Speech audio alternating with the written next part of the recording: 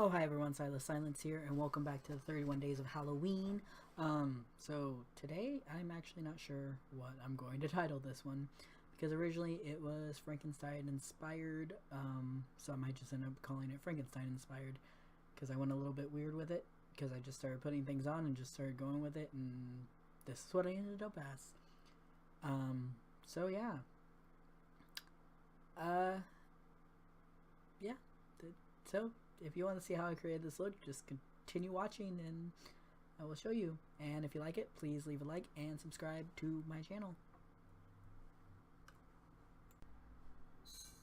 Hold that thought for one moment. So I wanted to jump in before I start letting the tutorial go from the look that I'm about to, you've already seen. And so if you saw on the thumbnail, there was a little bit of a difference with the look, with me adding some black lines that helped with the blending of the prosthetics and making them look not so obvious.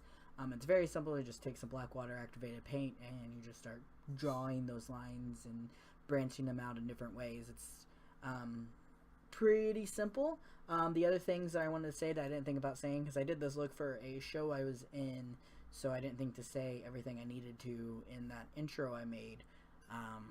But I will have a video up after the month of October, after getting all these 31 days done, which I will get all 31 days done. I only have a few more left to go.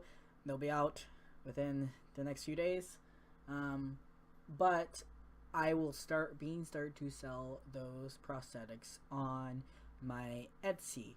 So the ones you see in this video will be up there. I will have a link in the description below that you can go check out. I will have two different options. I'll have just the prosthetics, or if you want them painted, the option will be up there in case you don't want to learn, you don't want to do them yourself and it'd be easier to buy them. But I will also put up just one generic video of how I create my prosthetics, so you guys know how I do it, and if you want to do it yourself, you can easily do it. I just feel like I will be taking up too much of your guys' time if I just constantly show you in every video if I make a prosthetic for it. But I always show you me painting it, whether it's on my face or not before when I paint it. And what else? There was one other thing I wanted to say. It was something along the lines of, so one thing I would say that I would change about the look that I did last night, I would have taken a little bit of liquid latex and on the edges of the prosthetic, put that on there and added a little bit of like tissue or cotton to blend out those edges a little bit more and blend it into the skin a little bit. I didn't think about that because when I first put them on before I started painting, they looked really blended in, but once I started painting, you could see the edges a lot better. I'm working on figuring out a little bit better ways to do that, but the prosthetics, that if you buy those, they will be, the edges are really thin. It just still need a little bit of blending with adding some latex on there to blend those in just a little bit better. But overall, that's all I had, so let's go ahead and continue on to the tutorial. Okay, so the very first thing I do is I start laying down some Prozaid on the areas where I want to put the prosthetics and let it dry for a little bit and become a little bit more tacky, and then place the prosthetic. And I just repeat this process for all the other prosthetics I put on. I do at first get a position that I want to put them in, and then put the Prozaid down and let it dry a little bit and put it on. So originally for this look, I was kind of going for a Frankenstein inspired look, but it turned weird, so not sure what to call it, but I think I'm just gonna go with infected Frankenstein. That's what I ended up saying all night, so that's what I'm just gonna go with.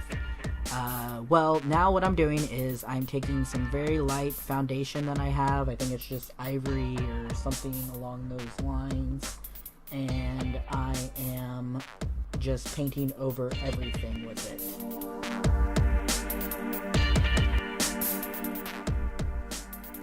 Next, I'm going in with white water activated paint, and I'm just slightly going over the rest of my face with it, because the foundation wasn't light enough, but it gave a good base for the rest of the colors, so it blends a little bit better together. Now I am taking some brown contouring, and I'm just contouring around my head and beard.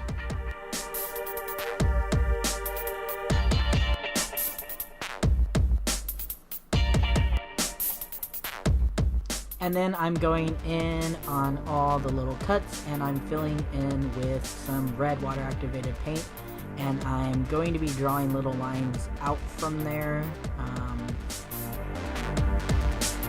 because I did make little details on the prosthetics that have the lines, so I'm just following those.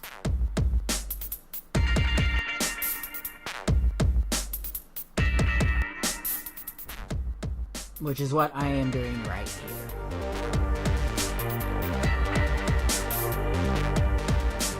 So next I am going in with some brown eyeshadow and just shading around the edges and on top of the prosthetics, and also contouring my nose and bringing it up into my eyes as well.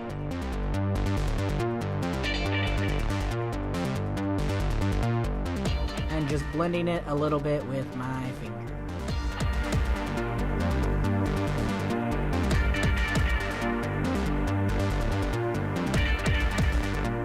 Here I am drawing the red lines on some of the other ones, and then I'm taking my bruise wheel and I'm going on these prosthetics and just adding a little bit of shading with like the browns and the dark reds.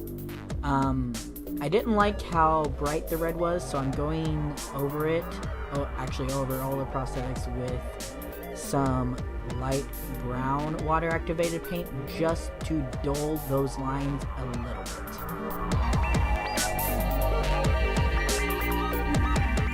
And now I'm using that bruise wheel again, and I'm just going in the center of the cuts and filling it in and making it a little darker.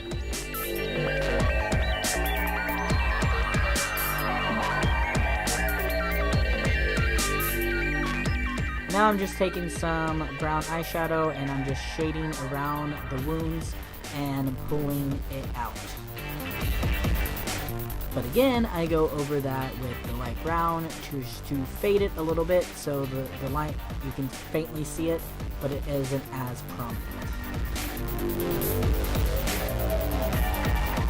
And now I'm just shading in my eyebrows with some brown eyeshadow and also following my mustache. And now I'm going in, here's where this took a weird turn.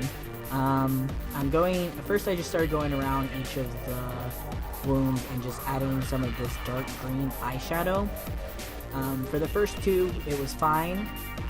And then when I started doing the forehead, it started turning a little bit weird. So that's when I started to just do the full face with this green eyeshadow.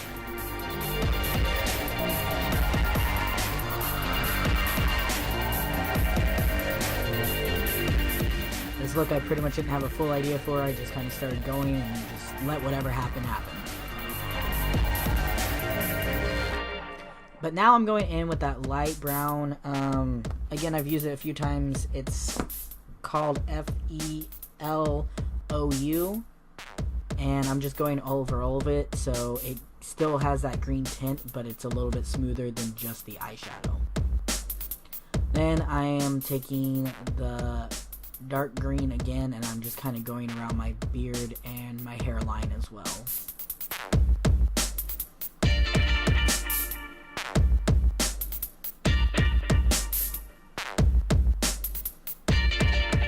Then I take that dark green and I start applying it on my eyes as well, and I'm also going to retouch up that brown with a little bit of a darker brown and blend the two together. But that's pretty much how I created this look. If you liked it, please leave a like and don't forget to subscribe to my channel, and I will see you in the next one.